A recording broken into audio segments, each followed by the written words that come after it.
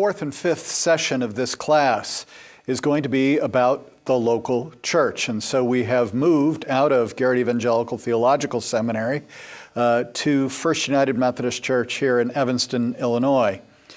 The partnership between the seminary and this church goes back to its beginning 160 years ago.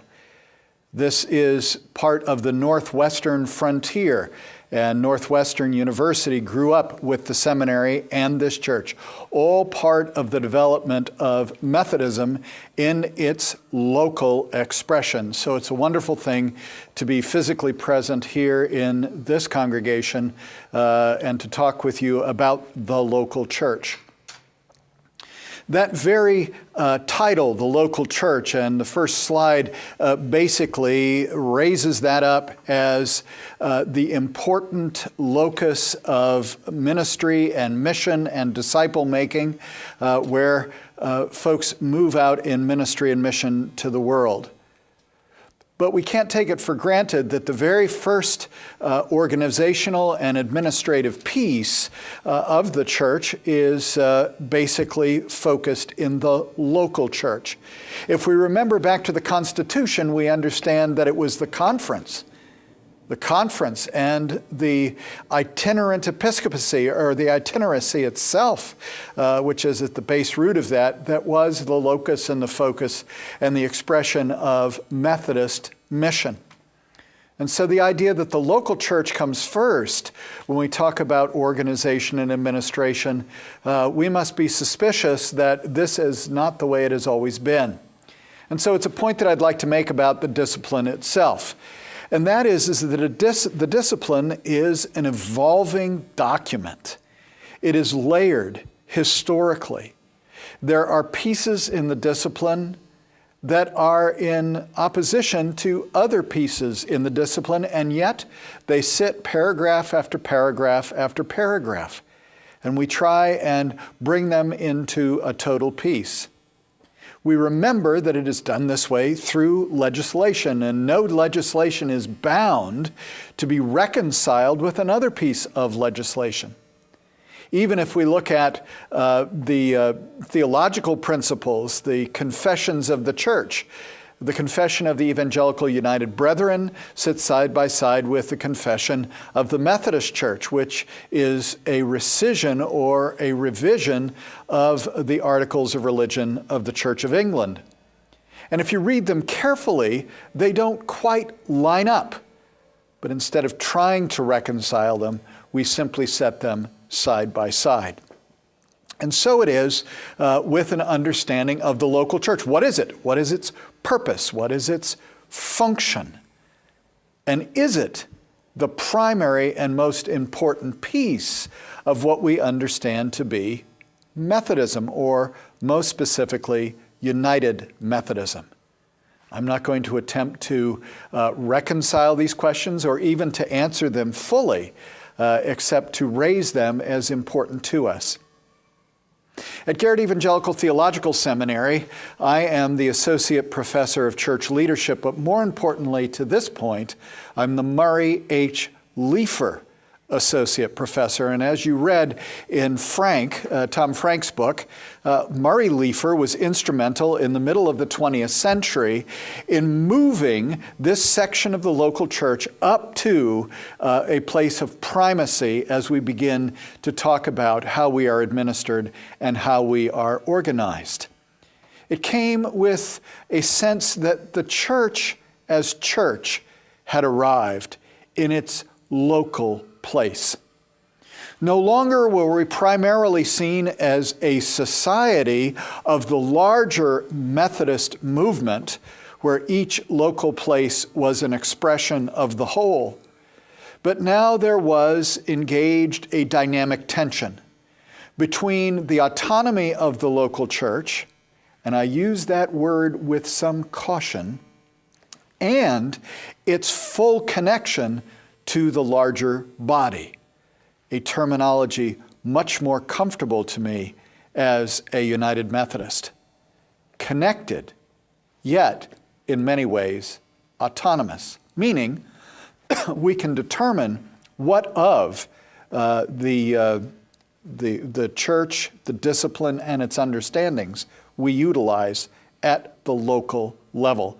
And there's far more freedom within the discipline today than there was even 25 years ago when I entered the ordained ministry. The local church, as you will see in the slide, the first slide there, is a place of primacy. If we're going to look at the paragraph numbers for the local church, they are in the 200s.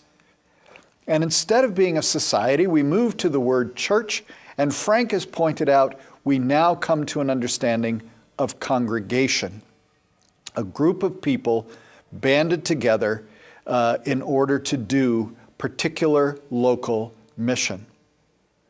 But congregation is very close to an understanding of an autonomous and freer church than societies were. And so they rest together, a society of a connection in which the connection has primacy, a church where there is a local definition, which is most fundamentally the way we engage the church and the church engages the world, and now a congregation, which is expression of a certain amount of autonomy from the larger connected branch. And all three of those understandings rest side by side in these opening paragraphs of the 200s. And it depends on where you are and in what local setting you find yourself that you will find most specifically societies that still identify themselves fundamentally with the larger Methodist movement, churches which are a strong representation of Methodism, or congregations which are truly the local expression. And in some cases, I hesitate to say this, they have used the term United Methodist almost parenthetically when they talk about themselves. First Church, Peachtree Road Church, Aldersgate Church, dropping to a matter of parenthesis what it is to be United Methodist. And so let us look at the second slide. And you will see lined up the variety of descriptions that Frank pulls out, and I find them very interesting. And you think about them, and they sit together, again, rather comfortably on the page, but as you delve into them more deeply, they are a variety of entry points and foci, and the way they are experienced in a local setting is very important for you as a leader to determine. What is the way in which a church understands itself? How would it describe itself? What would its primary functions be? Because over the years, a variety of descriptions and functions have been proposed and understood as being effective to carrying out the mission. And that is clearly what drives these variety of things. These are not descriptors, I believe, that are imposed on the local church, but that grew out of the local church. So listen to them with me for a moment. Out of the church growth theory of the 1900s came the notion that it is the most significant arena through which disciple making occurs. To make disciples for Jesus Christ, fundamental to our mission. It is a community of true believers, a redemptive fellowship, the classical understanding of what a church is or what a congregation is in the Protestant context. Who are we? The community. What do? We are redemptive in our activities. And then there is the activism, the social activism, the transformative activism of the church that you will find energized the church in the latter part of the 20th century.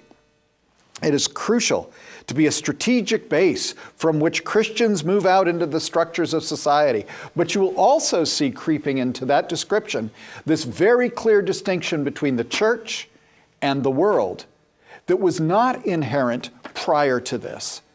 Leaven in the loaf of society, to borrow from the Gospels, yes. Part of the greater society, Yes. A distinctive fellowship within the society? Yes. Even a society within the greater church that was involved very deeply and be a part of the society? Yes. But here, in the latter part of the 20th century, we begin to see this clear distinction between church and world. A strategic base from which persons move out into the structures of society. Precipitating, as you can see in this place, in 1996, the descriptor of the deacon of the church, who bridges church and world. Bridges church and world. These clear distinctions, which only began to arise in terms of the description of the local church, the strategic base from which church and world now needs to be bridged. It does not go back to the very beginning of the Methodist movement, nor does it go back to the very beginning of the church, the leaven and the loaf of society, if you will. But clearly, it is some characterization of the church in which somebody needed to lead beyond this strategic base. And so, of course, when we move to the description of deacon and elder, we will find that there is some tension about this description of church and world, but it's rooted right here. And what we are supposed to do in the world does have to do with transformation. So when we talk about the various or the orders of the church, you will find them embedded in this clear understanding that comes through the activism of the latter part of the 20th century. And then we talk about connectionalism and charge. A charge. A charge is part of the connection itself. A charge. Multiplicity of societies or local churches, if you will, defined by the circuit rider, the itinerant, the pastor who goes to the charge. And so throughout these 2 weeks, one of the background hymns that you will hear is the Wesleyan notion of a charge to keep I have, a God to glorify, an everlasting soul to save. You see, that's the purpose of the church, the everlasting soul to save, and fit it for the sky. This kind of society, a charge to which people are assigned, where it is a joining together of the baptized or those who would be baptized, and a place in which the faith is not only professed, but is lived out in the world. And then you hear of the church revitalization language. And so you see the various layers of the church's history are embedded in propositions that seem to fit all together and all at the same time. But a place of definite evangelistic nurture, witness, and responsibility, and missional responsibility, evangelism and mission, now descriptors of the church, distinctive activities that when you think of the Wesleyan notion 200 some years ago, you wouldn't have done evangelism and mission in those distinctive activities. They would have been all wrapped up together as a notion of discipleship. And so, my friends, as you begin to lead the church, I would say very clearly to you that one of the things to do is to assess which of these descriptors and in what line they come together as most important to describe what your local circumstances might be. Where did they enter into this process? Which one of these descriptors defines them best, and the rest of them are modifiers or additions to them? And so these are not to just be carefully brushed over as we run on to, well, how do I organize this thing to do what I want to do or what folk want to do? We begin with, what is the description? And therefore, out of that, what become the functions? Now, the third slide adds some things to Frank's work that I think are also important for us to talk about. One of them is the central place in many local churches, or most local churches, I would say, the focal point of worship. And worship in the United Methodist Church and Methodism in America became an essential focus when in 1784 we became a distinct denomination, broken from the Church of England, no longer on the trajectory simply to be a renewal or a revival society and a missionary outreach of persons of faith going on to perfection, but needed to establish the centrality of worship, Sunday worship. And so therefore preaching was seen not only as a distinct piece of proclaiming the gospel, whether it be in the fields or in the coffee houses or in the foundry at 4 o'clock on a Wednesday morning, but it became a central expression of Methodism, United Methodism today, on Sunday morning. And the distinct nature of the call of a preacher, a divine call of a preacher, was clearly established. Preachers were divinely called. Preachers were also examined for admission into the conference. Preachers availed themselves to the bishop for appointment. And hear that description. Preachers. Up until 1996, many people who described themselves as leaders in the church described themselves as preachers, whether they be ordained or licensed, or simply asked to fill the pulpit. Preaching on Sunday morning in the worship space became a fundamental descriptor of the definition and purpose of the church: to preach and to hear preaching and to respond to it. And preaching that is divinely called, and that calling is not only ascertained by the individual, nor by the local congregation, but also by the denomination in its connection and in its conference itself. All three levels were important. So you see the connectional system at work, even in this description of the church, a place of preaching by those divinely called and connectionally appointed. Also, it became a conjunction with preaching that this is also a place where the sacraments are duly administered by the person who is appointed. And worship has its edifying and redemptive purposes, and you can see how those are tied back to the very definition of Protestantism. The church is to be in and of the world, as well as, later on, distinct from it and moving out from it into the world. How do you reconcile those two? They are not easily done. In and of, strategic base to move out from.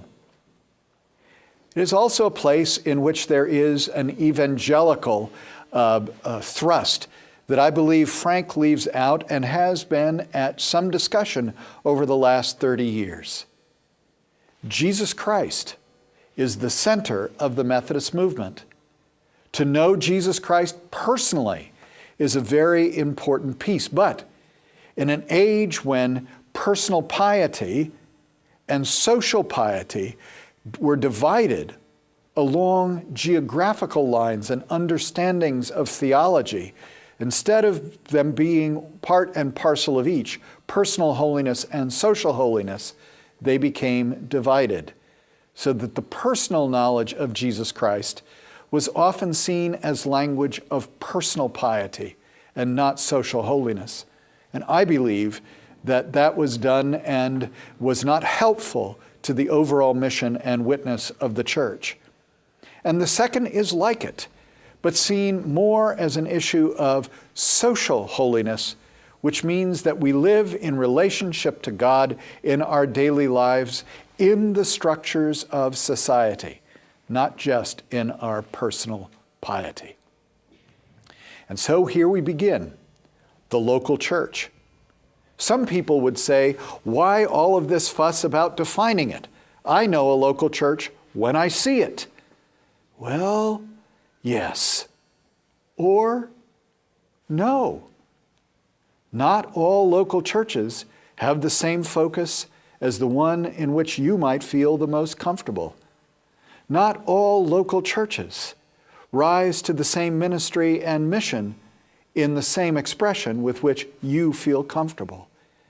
There are a variety of expressions, but one church. There are a variety of foci, as you have seen in the slides and in this discussion, but one Spirit. And so I would ask you, as the music plays and the pictures of a variety of churches go by, that you take a moment to reflect upon these variety of descriptors and functions and what you see on the screen and what you've experienced in your life, to get a focus on what your primary beliefs might be about the church and where they might need to stretch and transform and grow as you move out into this greater experience of the United Methodist Church in its large variety, and where in the contemporary experience we are being asked to be more and more creative about the way and the places within which churches meet and gather. In the back of restaurants for discussion. In a tavern not far from here on a Saturday evening to sing hymns in the back room. On the beach to have a barbecue the way Jesus did in the resurrection, to meet the risen Savior by the lakeshore. Churches who have small worshiping attendance, but large social service agencies, as Cass Community does in Detroit, Michigan. There are a variety of ways to serve, a variety of foci, one Spirit, one connection, one United Methodist Church that has changed and transformed and added to over time.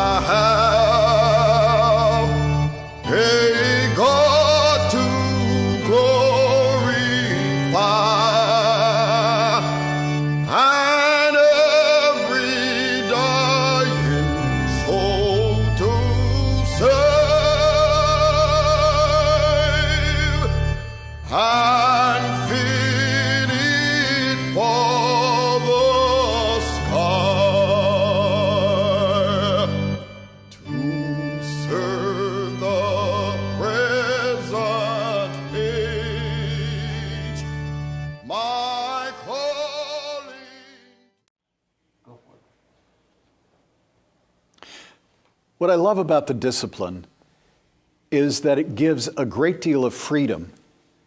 What is oftentimes difficult about the discipline, however, is it pulls that freedom back and frames it sometimes. As I look at paragraph 203, it is very clear that there's a great deal of creativity that is going on there, but we have to understand ourselves not simply as a local congregation, but also in relationship to the worldwide church. That's a great ideal. And I think through mission, we are aware of the great wide church. But I think it's also a challenge to us at a certain level as leaders of the church not to simply be aware of the church in its local congregation and its local context, but that local context is informed, is resourced, is expanded, is edified, becomes more and more the fullness of the church. I think the more we look at our worldwide context. And that's the challenge I see in paragraph 203, which is really very important, I think. Also, in this next slide, I've talked about the variety of visions that come of the church. There's the local congregation, and then something called the cooperative parish. And you'll see that a cooperative parish is not something that is simply done at the local level and comes together of its own, but it's also a connectional understanding of a variety of congregations. And it's interesting where those congregations are fundamentally located.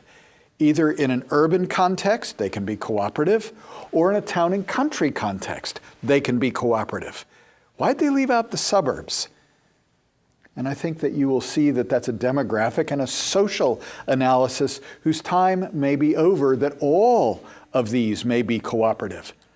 And some of the more exciting ones are cooperation between a suburban parish and an urban parish, a suburban parish and a town and country parish, an urban parish and a town and country parish. This whole notion of stretching the church to embrace more than this single congregational understanding and context. This vision of the church that is larger than the single cell, so connectional in its notion. Unfortunately, many times it only happens when churches run out of money and they need to be cooperative. What a reason. We should look at what this really invites us to think about in terms of the church, a cooperative parish. And those are United Methodist churches together in that larger context. And then there are ecumenical shared ministries, and being from New England, I remember quite clearly a whole number of them. Congregationalists and United Methodists and Baptists, all three of those together, so that there were a whole variety of pieces, and they became exciting, and they were generally known as federated or covenanted churches together. The difficulty is that many times when there are ecumenical relations like that, they are theoretically very exciting and very interesting, but the polity becomes very difficult. And the polity is difficult in this way. How do you get a pastor? A call system or an appointed system? How do you make that blend? Where is the cooperation possible? Mission funds. They are apportioned in the United Methodist Church. They are accepted in the free churches. How do you blend those two things? Membership. Because as we will see in our next conversation, membership in the United Methodist Church is not membership simply in the local congregation. It is membership in the local congregation as well as membership in the whole United Methodist Church. It's a wonderful notion, these shared ecumenical ministries. It goes back to our understanding that we are not simply members of a local church or even of the United Methodist Church, but also of the Church Universal. So in our discipline and our visions of the church, we must conceive of this. But practically, that's the difficult piece to work out. And then in paragraph 212, you see we continue to look at new ways of being in these churches in transitional communities. In many cities, suburbs, town and country ministries, demographics are changing. The neighborhood is changing. Churches do not many times minister to the same constituencies that built them and sustained them over years, and the transition to meet the needs of that community is very difficult. In many of those churches, the descendants of the original founders of the church have moved to other places, and many times they commute to those churches but have little interaction with the community around it. Again, that kind of violates our sensibility of being part of a church within a context and ministering within that context. And further, we will be challenged in that vision as churches are assembling where people work, which may be far from where they live, as well as a very difficult piece here, and that is the introduction of technology, the virtual church. Where are we located? What is our context? What are the transitions that we invite? How do we move out into those? All of these are what in church leadership we call frame-bending understandings and visions of the church. And as you can see in the discipline, we have been bending frames since the beginning in 1784, adding to our understanding of the church, having a variety of understandings that we need to deal with. You, leaders of the church, new to the leadership and bending these frames to respond to the world in which you live. This does not describe one normative, uniform structure, but a variety of possibilities that open up our capacity to move into the future.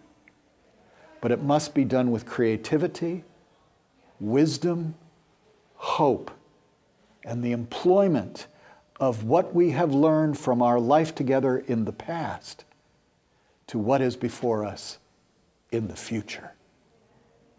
Visions, possibilities, and a hope for the church that is to come. The definition and the function of the local church. And then it moves on. It moves on to the very important pieces of who is the local church. So in the 6th slide, and you will follow along in the discipline, I hope, and for some of you, I know this is the part that you said in your opening reflection, oh my, when I thought about dealing with the discipline, I thought, oh, it's just going to be all of these rules that we need to follow. Well, we are going to read through the discipline together. These are not necessarily rules, although they feel like them. They are things we need to do. They're records we need to keep.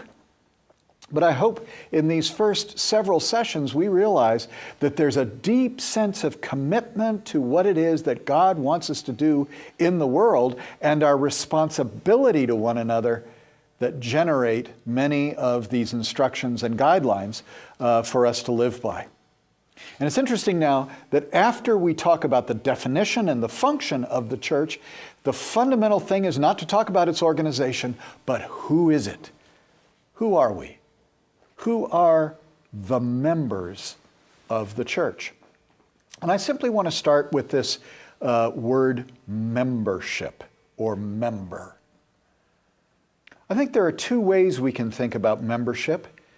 One of them is sacramental, and the other one is a peculiarly American understanding of belonging, enfranchisement, having a say in. It's mine as distinct from yours, the non-member. And I think if we read through all of these notions of membership, we have both and they are in tension with each other many times throughout this piece. A member. Members are made members of the body of Christ through baptism. We are remembered, brought together again sacramentally through the Eucharist. This do in remembrance, bringing together the membership, those who are members of the body of Christ in the Eucharist.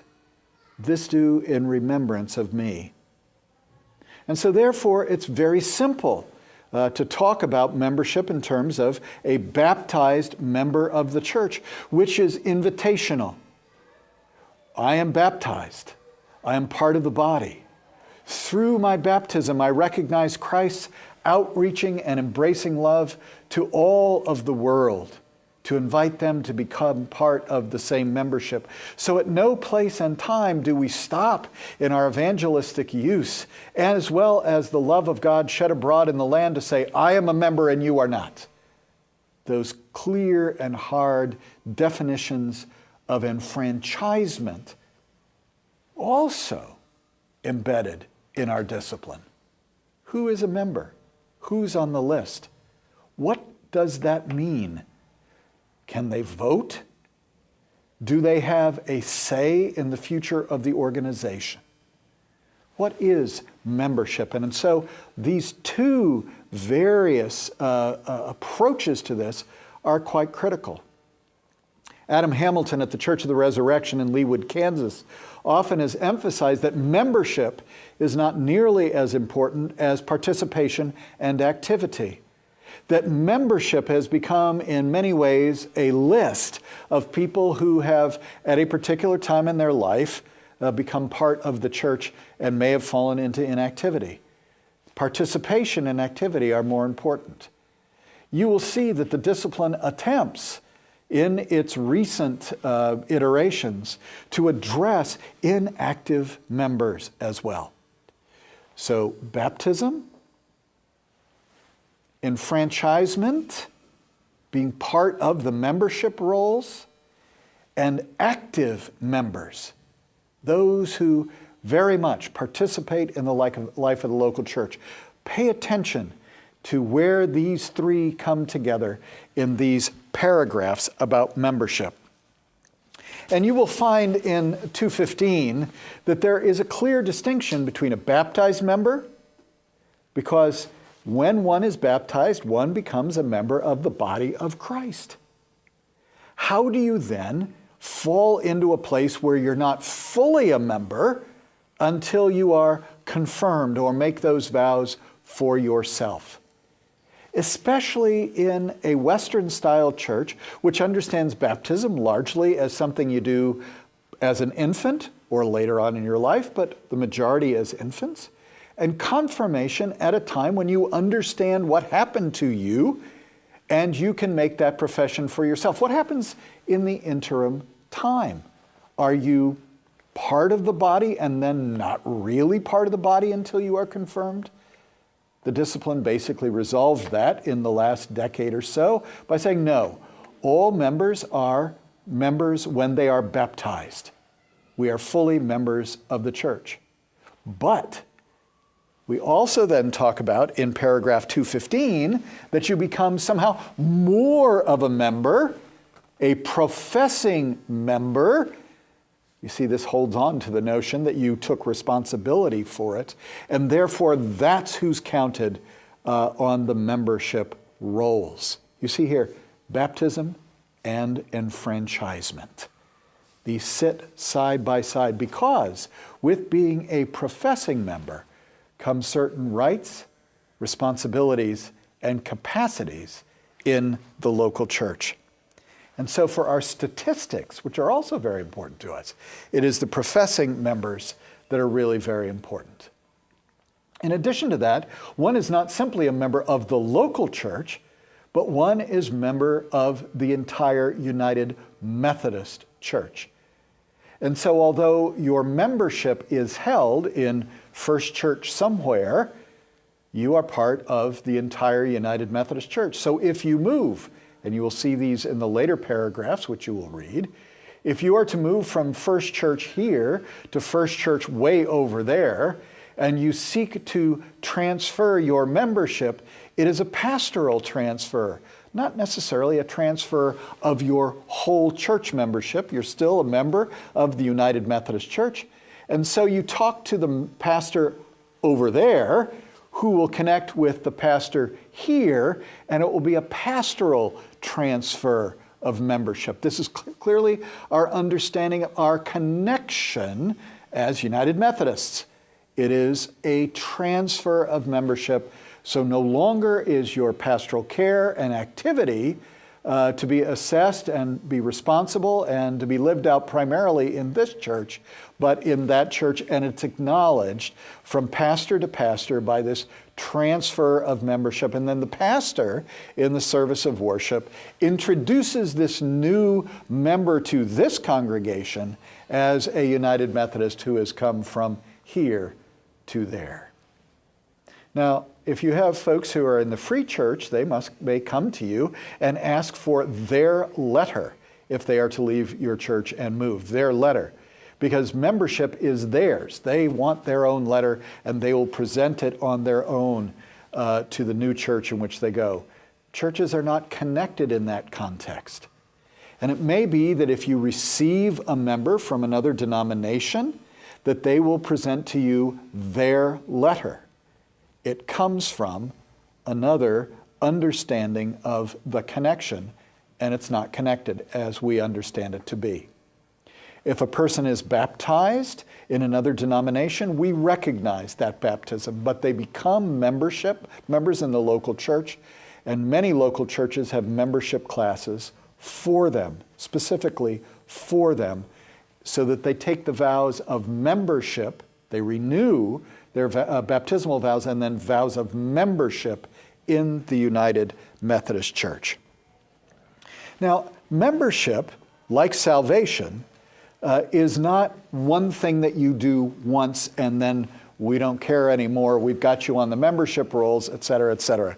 You will find that the meaning of membership in the United Methodist Church, as it is talked about here in the discipline, is about an ongoing, life-changing move that we understand in our soteriology that goes from justification on to sanctification. And so it is really important to begin in paragraph 217 to work through those relationships that we have together and what we're accountable to. It's very important that as pastors and lay leaders, we share and renew these issues all the time. 217 is clearly renouncing the spiritual forces of wickedness, repenting of our sin, accepting the freedom and power that God gives us. These are our baptismal vows, but we're expected to grow in that faith. Faithful membership in the local church is essential for personal growth and a deeper commitment to God and living out of the grace that we know in God in Jesus Christ. And that's not just for us to do alone, but we are accountable to one another for that faith. You see, it's not just a matter of my personal piety and my personal relationship with Christ, important as that is, but I do that mutually. We are accountable together. The whole notion of the class meeting is reestablished here as an essential piece. And all of us are called into ministry. This is not just about ordination or licensure, although that is an important thing to be offered in the local church on a regular basis. The call to ordained or licensed ministry, meaning local pastors. But to find all of our ministry together is absolutely an essential piece, and you will see that in paragraph 220. Now, I'm not going to read through all of 222 and following, but it is edifying reading. How we care for each other, children and youth. How we accept people into the church in a variety of places. How we basically bring persons back into the life of the church. We are responsible for them. It was important in the original class meetings and in Mr. Wesley's understanding of how we do what we do, that we do not simply bring people into membership and then we don't care about them anymore. Or if people don't show up Sunday after Sunday after Sunday, we simply go, oh well, there's another loss of a member. We are accountable for them. And there are very strict and important things that we must adhere to. How we connect with them, how we continue to invite them back. If they are not to be members of this local church, how we might help them to be part of another faith community or another United Methodist or other kind of congregation. We just do not simply let them slip away. And so the notion of counting people on a Sunday morning is not simply for a bottom line number, but the people who count for you should account for you as well. Who was missing? How do we follow up on them? How do we continue to invite and render pastoral care and embrace? How are we the accountable community of Christ together? That's what's embodied in this discipline. That's what's embodied in what we talk about in terms of members. That's what is summarized here in the 7th slide and then the 8th slide, which will come to you so you can be reminded of those various pieces that says we do care for one another and care for our members. It is a crucial piece of United Methodism. Think about the way this is laid out. Here we are, the church. This is how we understand it to be. Its description and its function. And these who are the members of the body of Jesus Christ. A sacred relationship. A relationship of accountability. A relationship of a firm foundation in the faith. A relationship of sanctuary. A relationship of missional outreach. A relationship committed to justice. A relationship, in our United Methodist understanding, of walking with one another in the faith, sisters and brothers together, yearning to see one another, yearning to hear the story, yearning to know what it is that Christ is doing in the world in which we share, that we might be perfected in love, quickened in our sense of justice, generous in our giving, to the end that we might be perfected in the faith, perfected in love, and that the reign of God will come fully upon the earth. These might seem like they are mere record keeping, but they are exquisite accountability. As much as God numbers the hairs on our head, as God counts the sheep, as God finds the lost, as God cares about all of God's children, these rules bring to bear in exquisite practicality and accountability to those commitments of the faith. And so read the rules, but recognize that they express a grace and a faith that is encompassing of our relationship to one another in the body of Jesus Christ.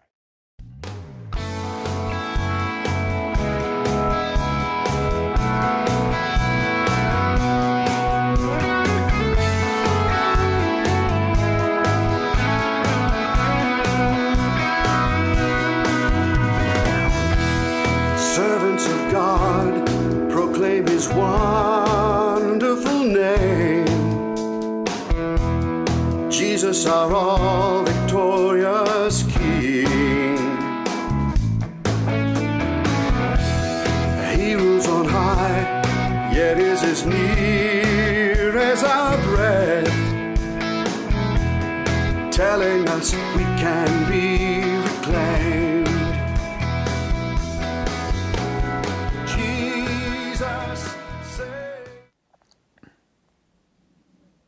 I now want to turn to the beginning of our conversation about the organization of the church.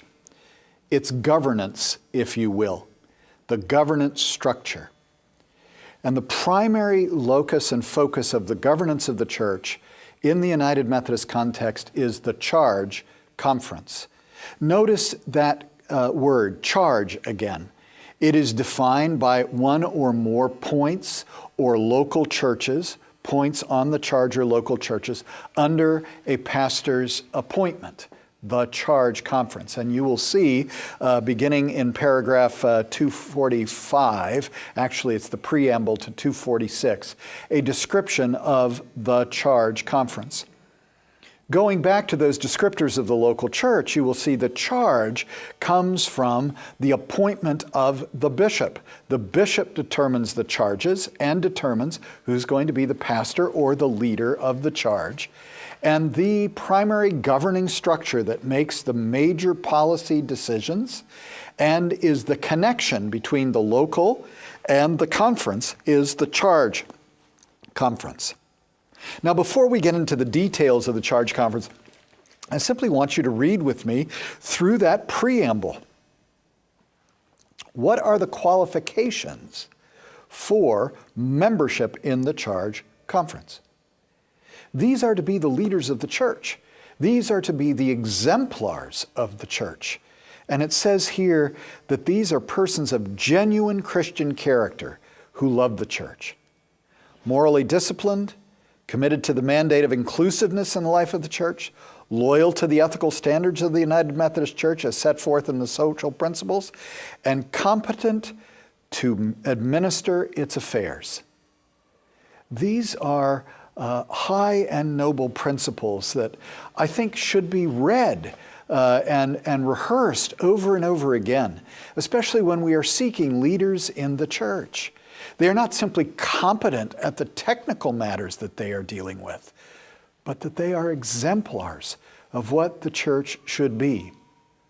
And that inclusivity is then expressed in the latter part of that paragraph. So I want you to basically take that to heart as you think about the Charge Conference. What it is, it's a gathering of leaders who have committed themselves to their identity as leaders in the church. They are the Charge Conference. Now, in our 9th slide of the day, you will see put together there are two different understandings. One is the Charge Conference, and that is the basic governing unit. But there are times when the Charge Conference needs to be called more as a church conference. A church conference comes from a congregational understanding that everybody has a say in the governing structure of the church. So let us set these two things together, as you will see in this 9th slide. Paragraph 245 talks about the Charge Conference. It is restricted in its membership. It is a specific body of leaders of the church, both clergy and lay, and they are there because of office. It is not the same as the church council, but in many ways it is the church council in its connectional form with the district superintendent or other appointed elder, which means connected to the annual conference. One of the reasons it's restricted is not to exclude people, but so that there's continuity between what is going on in the day-to-day managing of the church through the church council and what is at issue here with the district superintendent's presence in the Charge Conference. And that's why there is continuity, and the Charge Conference has this kind of defined, is a better word, a defined membership. This is the district superintendent's meeting as well. The district superintendent establishes the place and the time, the agenda, and the designation. And so as a leader, it's very important for you to have conversation with the district superintendent about these matters, because it is the district superintendent's meeting.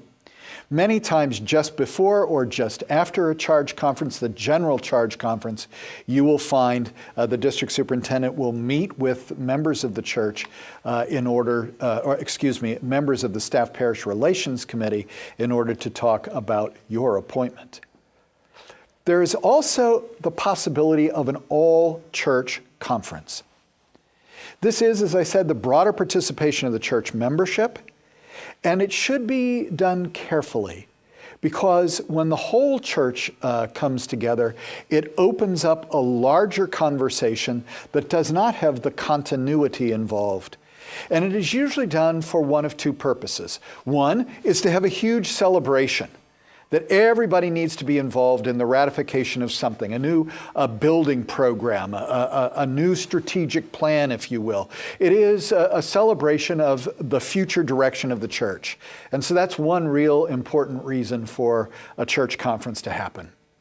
The other is if there is an urgent need to deal with a crisis, that the entire congregation needs to be present. It should be carefully thought about. It is the district superintendent or the church council or 10% of the membership that can call an all-church conference. And I will let you think about and reflect upon that in your comments about the difference between those two. As you look at slide 10, that distinguishes two different senses of the church conference and the charge conference. I must also point your attention to that there's a yearly charge conference, and the yearly charge conference has very specific pieces of its agenda that you will find here in the discipline that you need to move through. There are also special charge conferences that are called to borrow money, to build a new building or a major addition, and sometimes the budget of the church or the setting of the pastor's salary are done in special charge conferences. Please be very careful to read the conditions of those two as you move through, because a charge conference is specifically called and it has a very clear reason for being. The announcements must be clear. The specific purpose of the charge conference must be clear. And even if you are calling a charge conference that has a designated membership, it needs to be transparent to the whole congregation. A report needs to be given so folks know what happens. Let's go back to paragraph 246, and this you will find reviewed on the 11th slide. The charge conference is primarily the connectional piece. It is the connectional piece. So therefore, not only the church council, the DS, all ordained and licensed clergy, the annual conference members, these are critical because they are connectional officers. The pastor is an ex officio officer of the charge conference. And you will also see members of all boards, agencies, commissions, and the like with the local church are ex officio except for the Board of Trustees. It is internally elected, and we'll talk about that next week. The charge conference is the governing board. The church council and all other bodies are amenable to the charge conference. It is the highest, most responsible, and most definitive of all of the bodies within the church. And you will see on slide 12 its definition and what it essentially does. It is one or more churches on a charge. It sets the clergy compensation. It accepts the apportionments which are designated by the annual conference and interprets them. It's the charge conference that must see to it that apportionments are interpreted to the church at large. It sets the annual budget and the rules by which that budget needs to be spent. As I said before, it votes on real estate and endowment bequests. It recommends for ordained and various other ministries. And it sets the mission, vision, and direction of the local church. And it connects college students with United Methodist Campus Ministries. Review that 12th slide. Understand that all of those pieces not only are of important interest to the local church, but connectional interest, part of the wider United Methodist Church, as well as implying part of the Church Universal in its mission and its ministry to the world. The Charge Conference. So we've moved through it. What is the definition and the function of the local church? You must keep that always in mind. Who are its members? How do we care for them? How do we bring them into membership? How do we continue to be accountable together? How do we care for them when they make themselves distant from the church? And how do we begin to organize in a way that is very local, very accountable, and connectional, and global? Next week, we will dig down into some of the specifics of our organization. Until then,